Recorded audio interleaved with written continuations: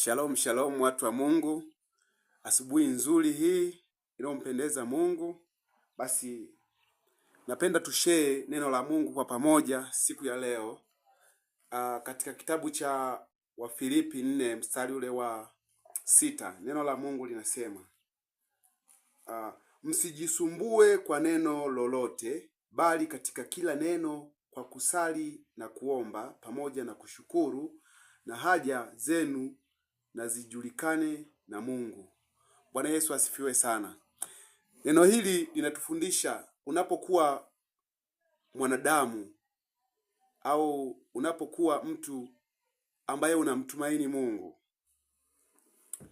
usiwe mtu wa malalamiko, usiwe mtu wa kuwaza mambo yasiyofaa, ila ukiwa mtu wa kumshukuru kila jambo, ina maana kwamba wewe unakubaliana na uumbaji wa Mungu.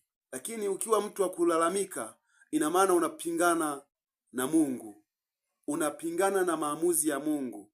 Kwa hiyo ndugu zangu, neno hili linatufundisha kwamba tunaposhukuru au tunaposimamia imani hasa kumtumikia Mungu, inatupasa tuishi katika misingi ya kushukuru.